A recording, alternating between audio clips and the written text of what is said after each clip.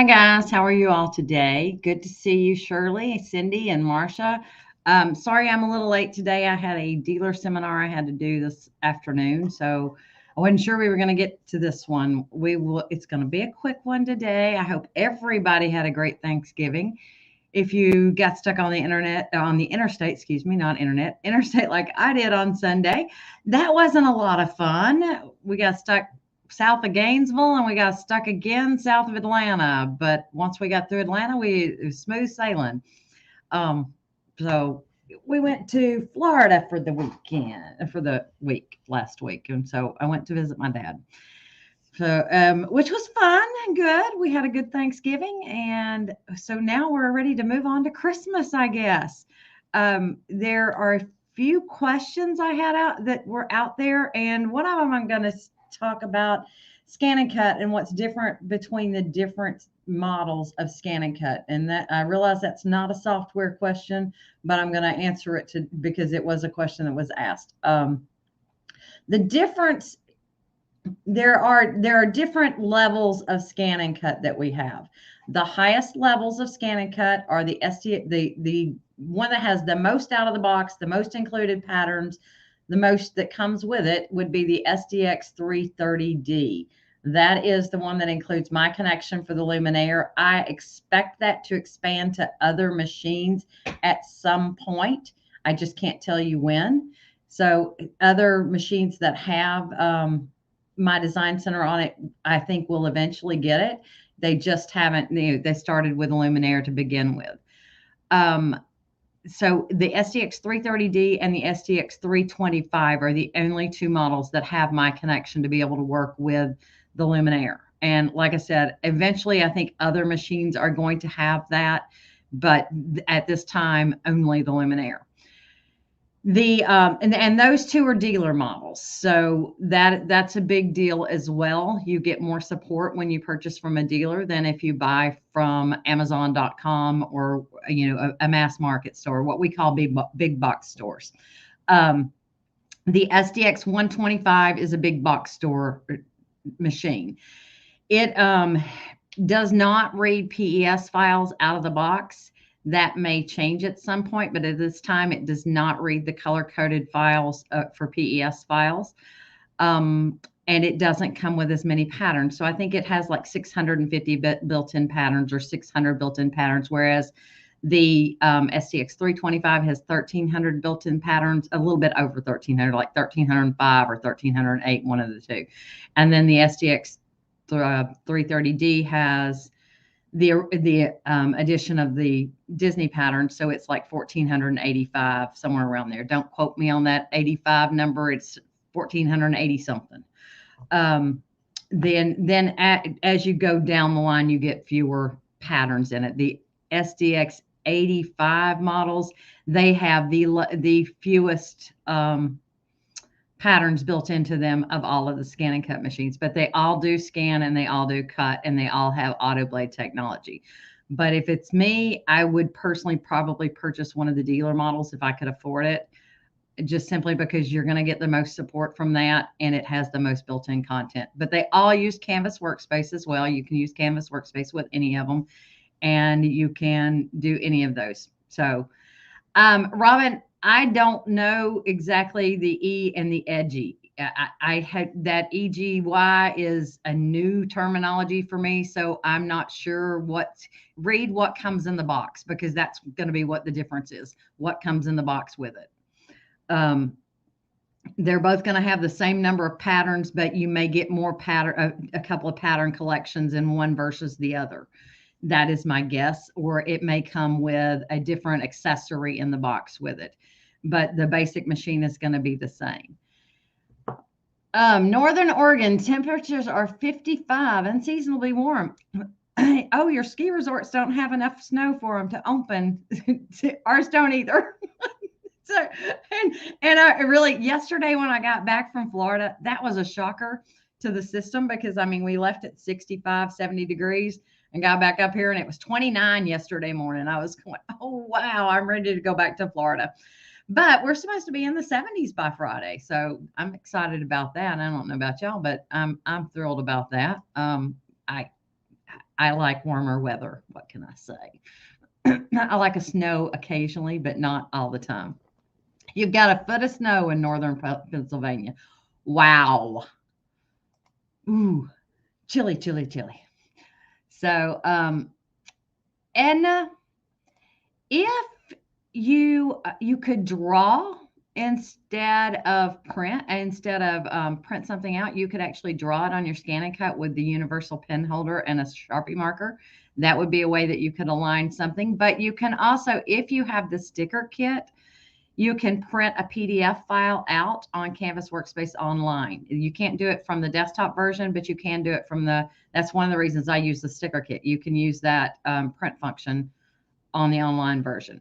So what I've played with today has been, for the dealer webinar that I was working on, was sending some of the logos from from the ScanNCut machine to my connection via the Luminaire. So here's my Believe.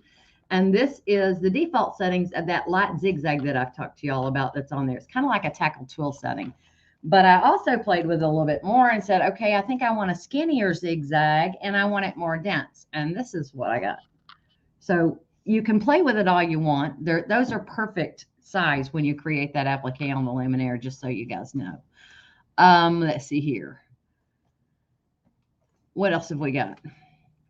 You've got, yes, I bet you do have some wonderful weather down there. Okay, yes, you can. You can certainly use BES and PE Design, either one of them, to make the sayings and transfer them to the ScanNCut. If you've got Power Pack 2 on BES 4, then you can do that there. If you don't have Power Pack 2 and you've got PE Design, just type your text in and make sure that you choose, don't take off that check mark of cut outer edge only. I'll show you that in just a second, give you an idea. So what else was I going to tell you? All right, it is that time of the year for stockings and things with fuzzies. So whether it's stockings or Sherpa fleece on your shirt, we always kind of want to have something to knock it down. So we're going to talk about knockdown stitches today in PE Design and in BES 4. BES 4, the knockdown nap control. Nap control is what it's called in BES 4, and we don't actually technically have it in PE Design, but there's an easy way to do it. So I'm going to show you both of those little tips and tricks. But first, we're going to talk about the things that you see on your screen and how to get those back. For those of you that have a happy trigger with your mouse and happen to tap the top of your windows, sometimes you close them and you don't know how to get them back. So we're going to do a little workaround on that one. The VE30, the new ScanNCut does not work in my design center. Okay, it will actually, it will read a color coded PES file, just like it would before, just like the 225 or the 325.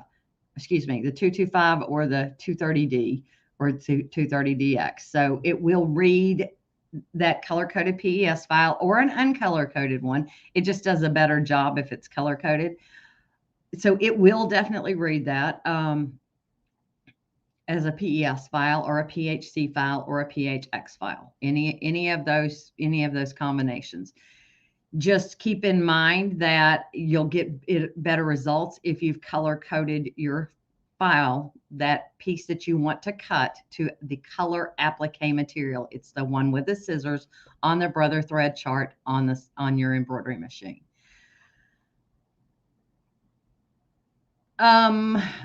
Okay, so let me see here, and we're going to go to my screen, and let's go to PE Design first. Sorry, I had this up earlier for something else. PE Design should be popping up here in a second. Mary Lou, it depends on what you want to do, just so you know. It really does depend on what you plan on doing with your ScanNCut. Oh, and I've got another one to show you that I did recently that you all will love because it was very, very cool. And I'll share that with you in just a second. Okay, so I have a split design here. I need to change my hoop size first of all, and let's just go to a regular hoop. If you're one of those happy people who happen to close things out and get your guys unattached and you've lost them and you don't know where they went, if you go to your view tab and you click on the word sewing order, that's the one on the left side of the screen. And if you happen to have it outside of your screen and you can't find it, then I will tell you how to put it back, how to get it back there in just a second. But you'll notice, you see how I get these little icons in the center and over to the side. If I want it back to its original position, if I put my cursor right over the top of that left arrow, when I let go, it will have docked it back where it's supposed to go. Now your attributes, you have to turn on all of them. So there are all of my attributes. I'm going to come and grab and drag it over to the right hand side. See that little icon there? If I take it all the way over here, it's going to go down into my sewing, into my stitch simulator, and I don't want it to do that. So I'm going to put it on that one, and then it's docked. But if you've gotten it totally closed and you don't have a clue as to where they went, they're undocked and you don't know how to get them back. Let me undock mine.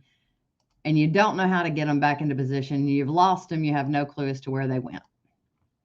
There is an easy way to get it up. If you go up to the options pull down menu and choose options, go to user interface settings and say reset pane position. When you touch that, it'll say that setting will be applied after you close the application and reopen it. So restart your application. I'm going to go ahead and click OK. Click OK again. As long as these are turned on,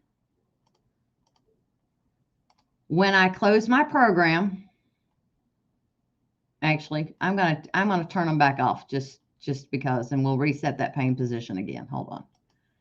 Just to see what happens. I'm pretty sure it'll go back where I want them to go, but let's just go reset that pane position again. Options, user interface settings, reset pane position. Click OK and close it. And then we're going to close the program totally, and let's reopen that program. Okay, so here we are, and you'll notice my items are back up where they're supposed to be. So that is the way to get that back. Reset pane position. Okay, so like I said, Mary Lou, if it depends on what you want to do with your BES4. I really do like Power Pack 2 to work with my ScanNCut because it gives me more capability. I also, there's sometimes that I'll go to BES4 to do something versus P Design because it's faster. It just really depends on what you want to do. Oh, I don't have one, but I believe brother has a chance. Somebody out there has a chance to win one. It may be All Brands that has a chance to win one. Oh, no, it was Heidi's Sewing Machine that has a chance to win a ScanNCut machine right now. Go to Heidi's Sewing Machine's Facebook page. They have a chance out there to win one right now, if I recall correctly. Lisa, you'll have to get the playbook from your dealer. I don't personally sell them. I wrote it for brother, and brother sells it through their dealers. Hi, Phyllis. Good to see you today. So, and hi, Patricia. Good to see you. I'm sure there's people I've missed. I hope. So I've got a question for you. What kind of stuffing or dressing do you use? Is it cornbread or is it white bread mush? There's an argument in my house. I'm from the South, so we do cornbread, with cornbread and biscuits in ours, and you have to dry it all out and then you get it all wet again. But my husband is from Wisconsin, and they do cut up white bread with a little celery and a little onion and butter poured over it. That's their dressing. So, and I just found out that they're all coming for Christmas, so I guess I'll be making both. So cornbread in California, cornbread. No, Heidi's it's HEYDE, and they are in St. Louis, Missouri. So she has fruit bread. She has fruit salad in hers. That's my sister-in-law. So my sister-in-law, that my husband's, my brother's wife, she has raisins and apples and that kind of stuff in it, but hers is cornbread. So yours is white bread, but raisins and apples. Gotcha. So, oh, sausage and pecans in the white. Interesting. Hey, so Karen, you will be happy to know that you and my stepmom would get along just perfectly because she was like, oh, we could just do stovetop, and I'm like, stovetop? That's not dressing. So, I mean, it depends on what you're raised on, I guess. Northern with celery, onions, and different breads. Gotcha. So it is. You made a gluten-free wheat bread stuffing, and you're from Wisconsin. So did you notice? I said Wisconsin. So let's see here. Apple, celeries, onions, and mushrooms. Wisconsin there as well. So, oh yes, oyster stuffing. That one would be interesting, but you don't eat it.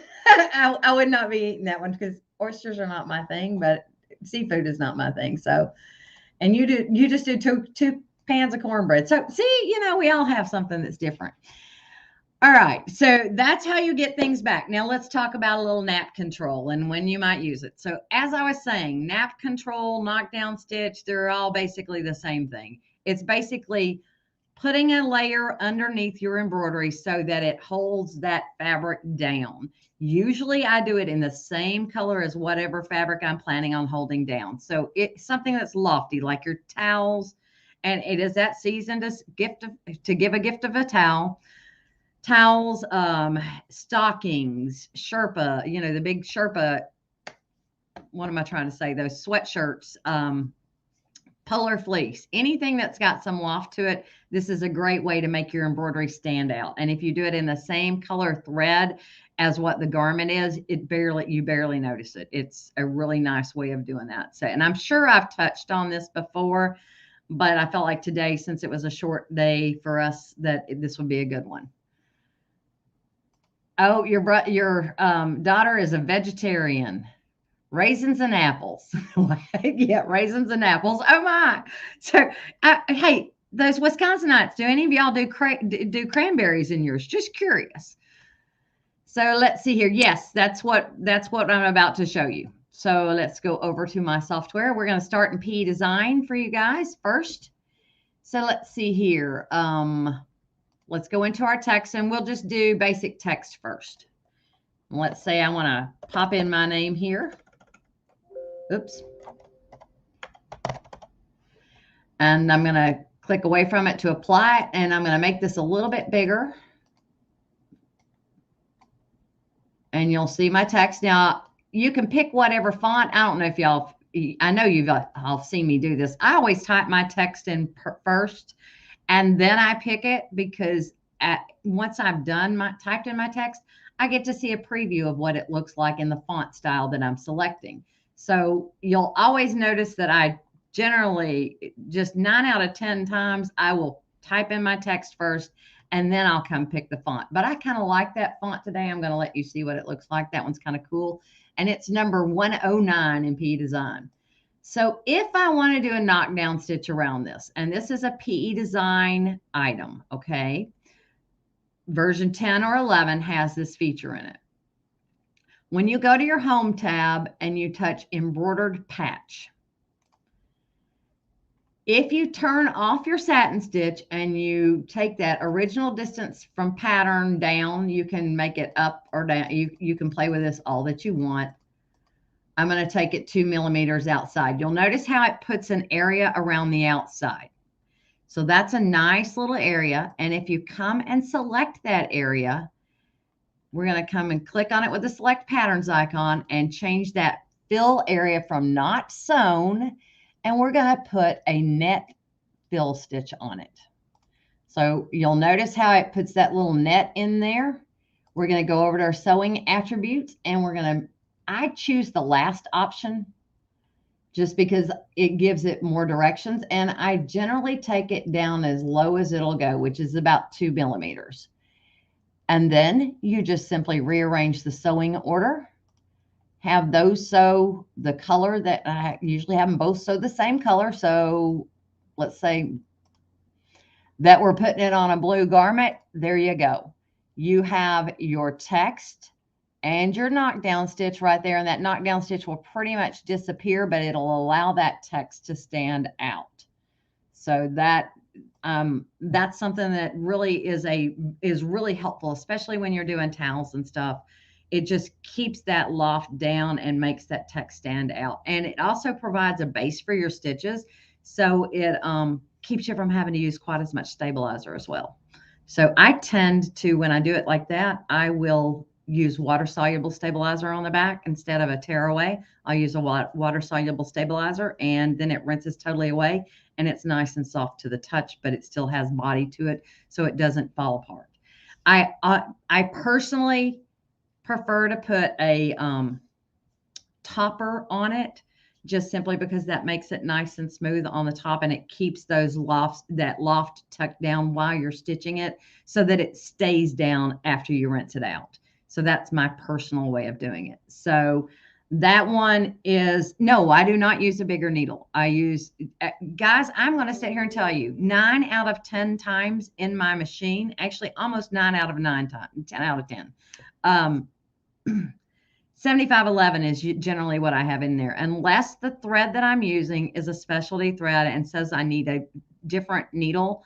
I use a 7511, or unless I'm using something real, let's say I'm doing a heavy canvas, then I'll change to maybe an 8012 or sometimes a 9014, but it's rare.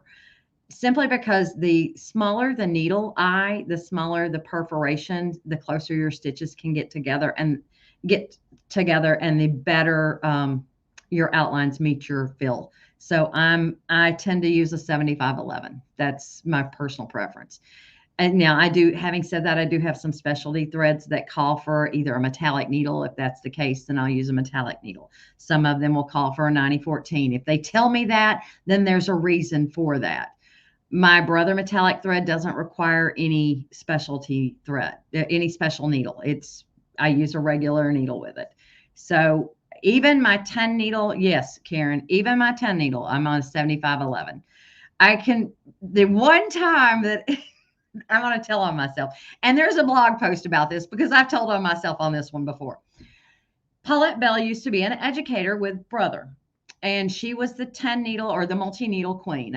She was really good on the multi-needle. She came from the industrial side, and I can hear her in my head saying, you never ever need anything besides a 7511 on a multi-needle. You just don't. It doesn't need it. It's got the torque that it needs to go through it. You do not need it.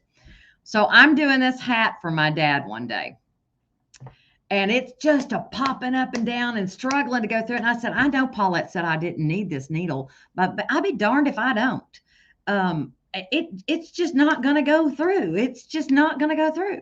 So I'm like, okay, I'm going to change it. So I changed it to a 9014.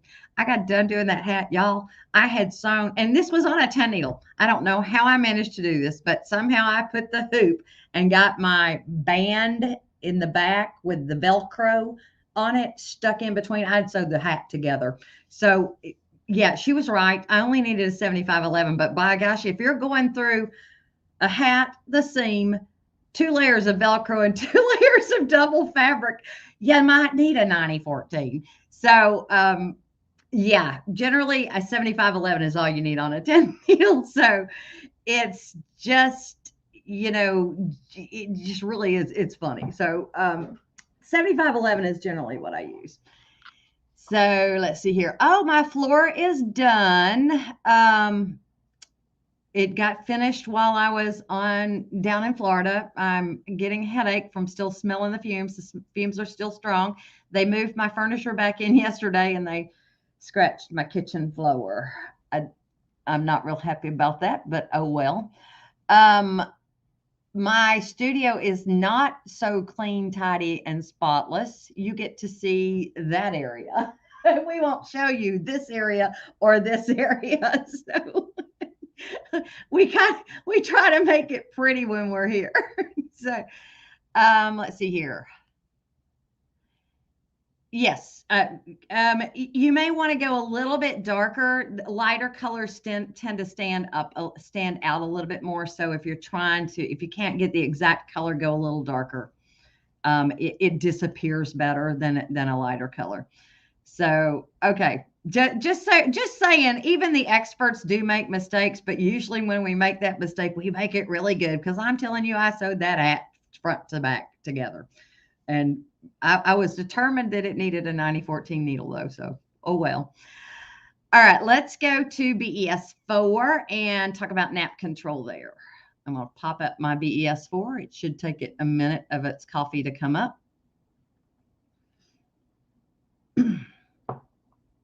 And guys, y'all can always share. We've all done these things. We've all made mistakes. It happens. So never be too hard on yourself. The only reason I'm an expert is because I've probably made every mistake out there and have done it with style. What can I say? All right, here we go. In in BES 4, we're going to grab the normal text tool and go in and let's type in our text. And you'll notice I have curly script. So the only letter that pops up there is the C since I did upper and lowercase. So let's use our arrow key and you'll notice that I get a preview of the font style, but not with my text. So this is a fun one for me to show you. Let's go to merriment. I'm going to go real fast because I know what I'm looking for here. This one's a fun one to do at Christmas, merriment. And so I'm going to have an ornament in all packages. So if you want them alternating, I'm going to show you how you do that. I'm going to do packages. So my packages are lowercase and my ornaments are uppercase. So if I alternate lower and uppercase, I will get a combination of those. So there you go. And if you want them to be multiple colors, you have a multicolored text key right here. Hit that little button and click apply. And you'll notice now you have multiple colors of text. So if you want to change this to where it's red and green, so if we go color 1, we want it green. And then we're going to say color 2 over here, red.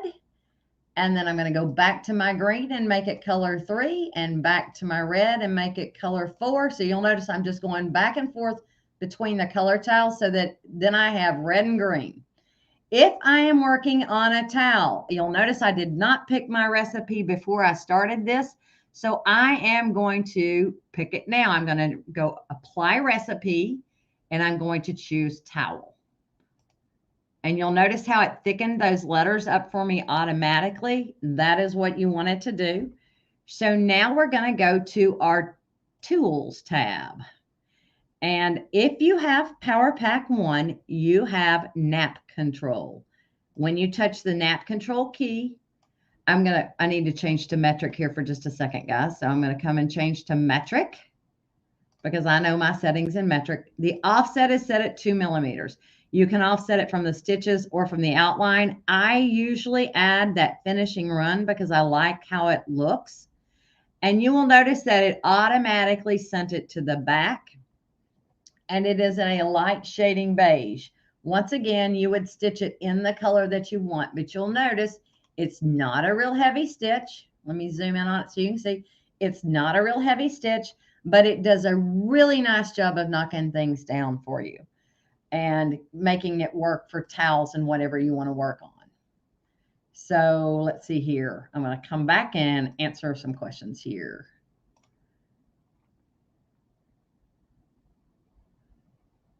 Okay. Oh yeah, I would not enlarge it using the control key, but I'm going to show you how to enlarge it. Hold on a second. If you're doing a photo stitch, let's come back to P Design. And you like the Wild West as your favorite font? Yeah, that is kind of cool. All right, let's hit new page here. File new. And let me see here. Let's go to our image tab and choose photo stitch 1 and let's choose color. I'm going to pick a photo stitch that's in the software simply because I don't think I have any photos on this computer. Brother, P Design 11. Oh, you know what? It's not there. It is in a different spot. It's in libraries. Actually, my documents. So let's go into my documents. PE design in your My Documents, samples, layout and editing, and then you should see photo stitch. Here we go. These are our photo stitch files. So let's pick one. There is a cute little dog in here that I like. Let's do him. We're going to open that file up. If it likes me, there we go. Now, I'm going to go ahead and click next. And you'll notice that I didn't choose a hoop size before I'm beginning. If I want to change my hoop size, I'm going to go into design settings and pick the hoop size that I want. So if I wanted it to go into the 10 5/8 by 10 5/8, that would be my 272 by 272 hoop. I'm going to go ahead and click OK. And you'll notice it's smaller than that hoop. So I'm going to back up just a little bit. I'm still going to use that hoop, but I want to crop in what I want. I don't want all that wall, so we're going to crop it into the suitcase. You're just by pulling those corners in and click next. Now I'm going to say fit to page and touch next. With photo stitch, let me pull my screen over here so y'all can see it. With photo stitch, I usually go with 12 or 13 or 14 colors, just so you know. I also take my density, which is the detail, up to fine, and I take my run pitch as low as it will go, which is 2 millimeters, and then I click update my preview. You can also select from different thread palettes, so if you're not getting the thread colors that you want, you can pick a different thread palette. You can always convert it later. That one actually looks quite nice. Let's go ahead and say finish, and my photo stitch will be done here. Oh, I wish I had have done that. I usually change to stitch view instead of realistic preview while it's doing its thing, but boy, my computer on this one is much faster than my other computer, so it may do it really quickly here. There you go. Photo stitch is done. Now let's go. I want to show you a little trick on your view. If you go to realistic view settings and you change that thread down to a little bit thinner, this is going to be more like what it will look like. So that'll be more realistic than a thicker thread, or look at it in stitch view simply. When you look at it in stitch view, you get to see all your jump stitches, but that gives you the route to go. So there was one other question that I said I would answer. I'm trying to remember what it was. Oh, text. Something. Where was it? Who asked the questions that I forgot?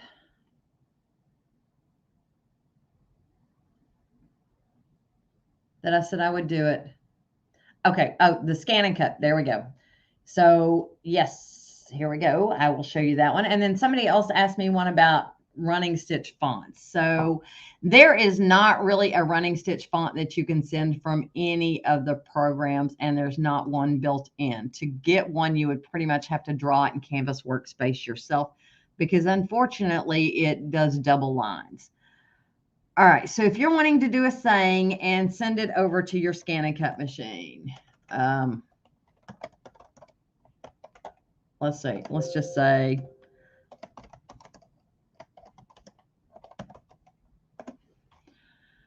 my suggestion is that you make it a little bit bigger than you actually need it to be. I'm going to make it some plain text here.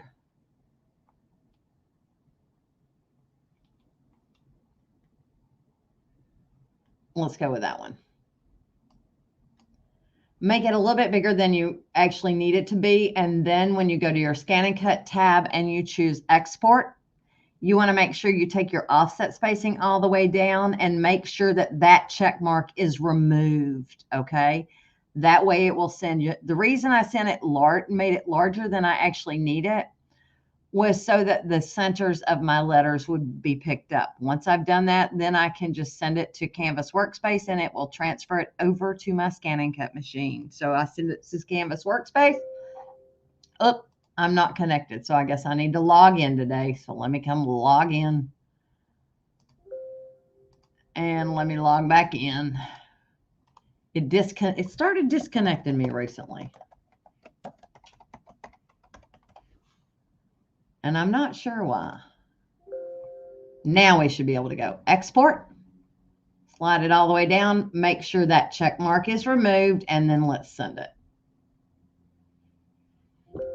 And it says it's done. And do I want to send it to my ScanNCut as well? And I say yes. And then I would resize it at my ScanNCut. If you want to arc your text, you can certainly arc it here. That is one of the reasons I like working in here, is that it's easy to arc text.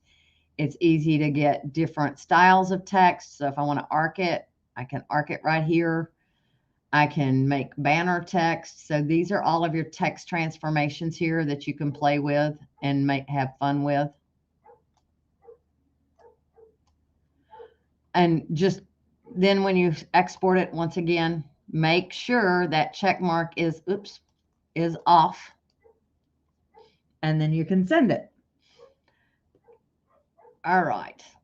Let me close that and come back over here and see if there's any other questions before we end up today. Let's see.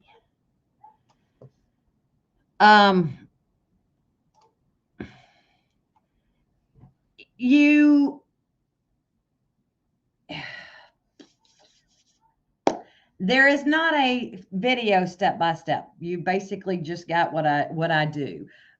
My book covers it completely on how to use photo stitch in multiple ways, but there's not a video tutorial that I've done that has step-by-step besides what I just did.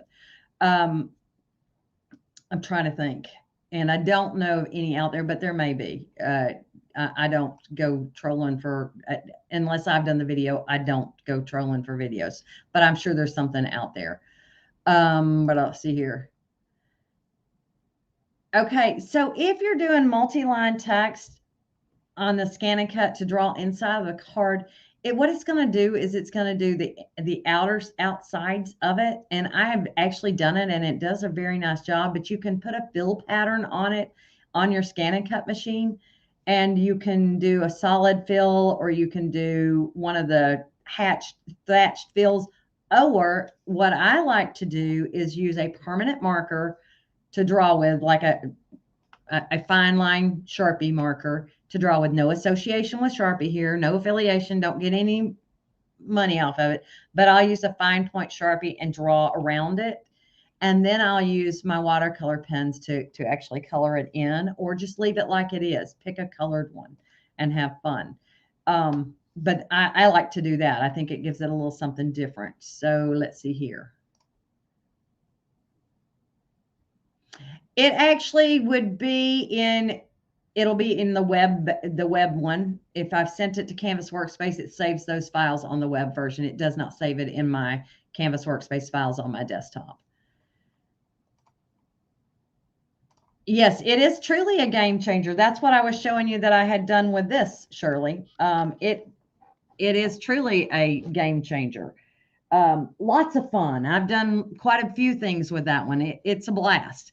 Now, what I was going to show you all is what I played with last week. So before I left, I don't know if y'all can see this one or not, but I created this one in the software. This is one of the vinyl patterns, so that the actual ornaments are one of the vinyl patterns. The Deck the Halls was that font that I was showing you just a minute ago.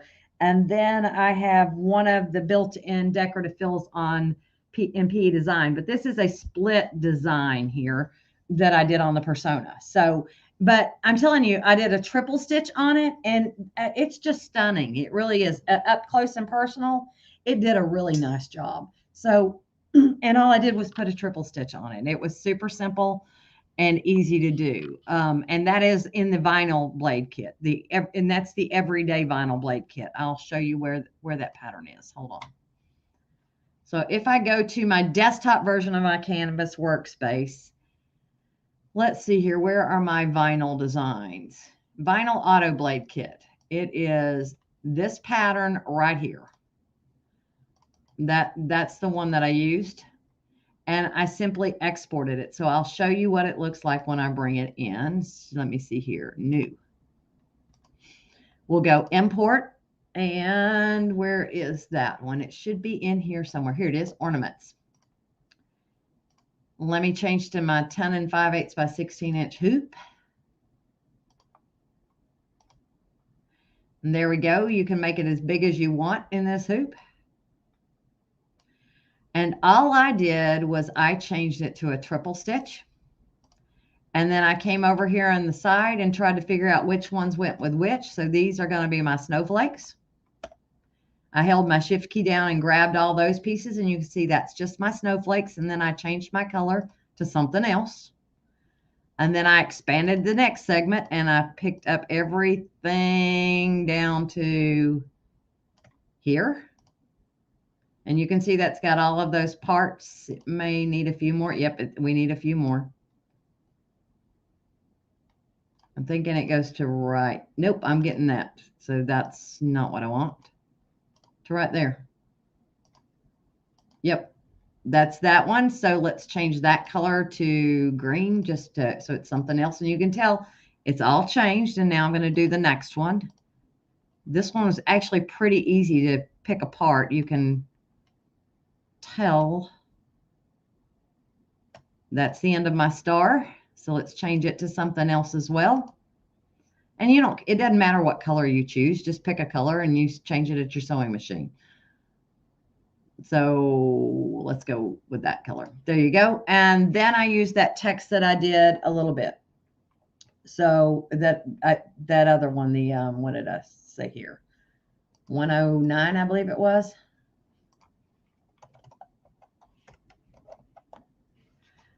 I pressed enter and let's take off my text transformation, but you could do a text transformation if you want.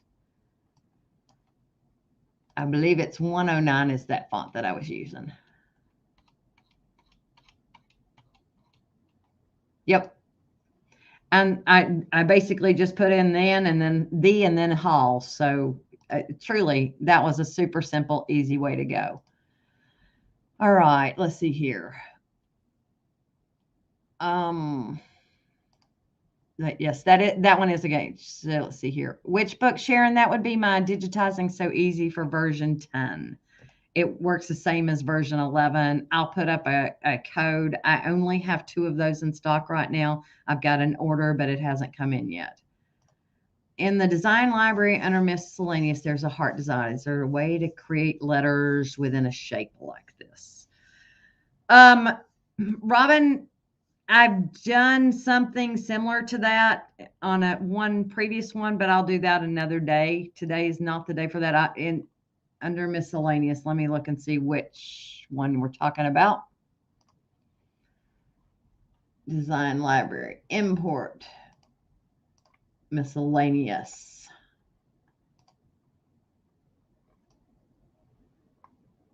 Oh, that one right there.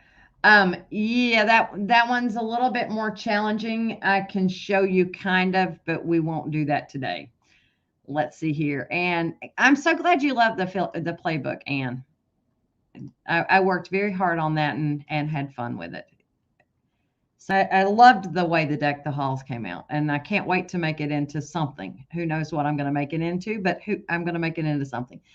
Now, the vinyl auto blade does not come with any ScanNCut model that any of the new models. It's an add-on purchase. You can buy it 2 ways. You can buy the everyday vinyl auto blade kit, or you can buy the Disney auto vinyl blade kit. The Disney comes with both the Disney and the everyday collection. So you get both if you buy the Disney.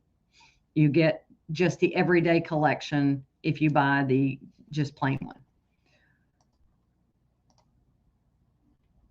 You can use either one. It doesn't matter on the rotary auto blade which canvas workspace you're using. It works both ways.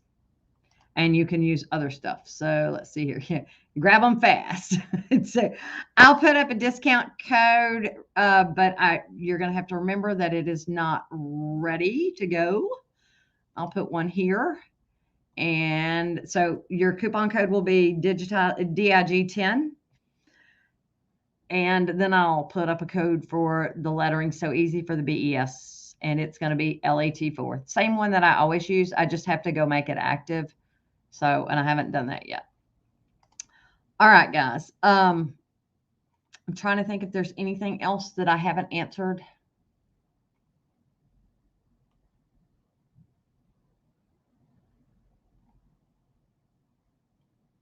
It does not appear that I have. So the line text, I'm going to show you why. I'll show you that one thing before I sign off. Why I don't think it worked. We've got one font that might, but I don't think it will. So let me see here. Let's do new page and change this down to a smaller hoop.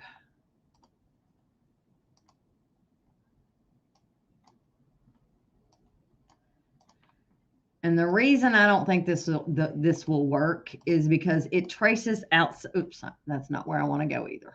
I want to go to my small text. So let's go back to select tool. There is one single font that is a running stitch font. I believe it's that one.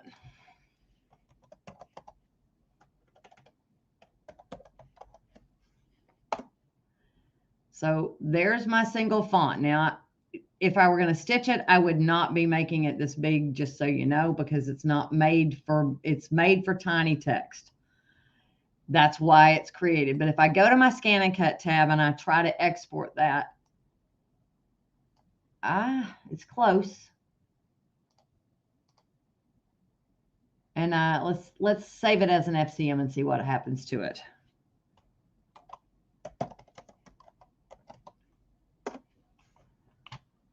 Now, if I come to my Canvas workspace, let's go File, Import.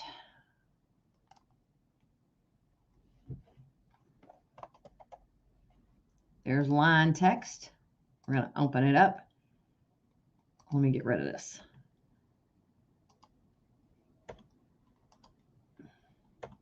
There we go. Now let's see what we've got. So you can see, even though it was lines, how it makes a double line, but that one might actually draw as a line. Since the lines are so close together, it might. The only one that it didn't was the D, because we said outermost edge only. Everything else is going to have a double. So I would go ahead and do inner and outer on that one, just because. But that's really the only one that I can see that actually would work that way. That would be even close to doing that. Let me see here. Yes, Debbie, I did that on the Persona. I did use the Durkee 8x14-inch frame. I split the design in my P design. Since I created there, I split it there, and it sews the first half. So it stitches the first half, and when you bring it up in your machine, it will have two parts. It'll have the full tile, and then it'll have two parts. You select the first half and move it all the way up as far as it'll go in the hoop, and then it'll stitch the first half. You basically, when it's done, it'll say, would you like to continue and sew the next part? You say yes, go pick up the second part, take the hoop out of the machine, rotate it around, and then you align your base. So it has done this basting stitch. That's the last thing it does on the first half. You align your needle to that basting stitch knot, make sure that it's going to fit there, and then sew your second half. So let's see here. No, I did not cut the ornaments. I stitched it all. I used a triple stitch, but you could cut the ornaments from vinyl. I've done that as well on that one. Marsha, I have no idea how much add-ons are. If I tried to keep up with pricing, I would be in trouble. The DIG is for the digitizing so easy for version 10. Let me see if I can show you that here. Let me bring up my website and show you which one to go to. So if you go to P Design Workbooks, it is this version, this book right here. This is not for your program. This is the one for your program. And it will take money off of that one. Yes, I can certainly show you how to do a split design in your software. When I do my recipes, I use one of the tiny texts usually, and either in BES or in PE Design. They both have small fonts. The small fonts are, and you can actually filter for small fonts in BES, and you may be able to in PE Design. Let's see here. Actually, you don't need to MP design. They're right here. When you go home and you click your text tool, this icon right here is your small text tool. And if you go down through there, any of those can be used, and they do a beautiful job with recipes. Okay. If you're in BES4, on the other hand, what I do, let me select all and delete this here. I will type in my text and then, oops, not enter, need to click away. Go where it says font category and change it to small fonts. And then it only shows me my small fonts. So just a little tip for you guys on this one. If you will change your connection type from closest to as digitized, your jump stitches will work correctly. So just on the tiny text in BES4, that's a little tip that you can have. Okay, let's see here. The Persona is a sweet little machine, Debbie. The nice part about it is that it is a free arm. So it's a tubular machine, which means you can get into pockets and cuffs and pants legs and shirt, everything without taking them apart generally. So that is it's a nice little machine. I just did a demo on that yesterday for Sewing Machines Plus. It's a sweet little machine.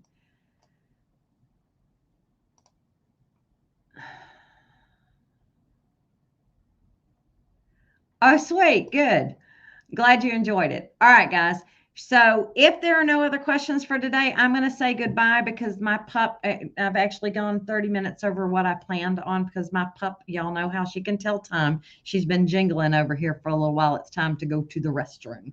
So y'all have a great rest of the week. I will see you next Tuesday, and be sure and send in your questions because that's where things come from. So you guys have a great day. Bye-bye. Marcia, before I sign off, yes, wash the shirt first. Don't use any fabric softener. Okay. Bye-bye.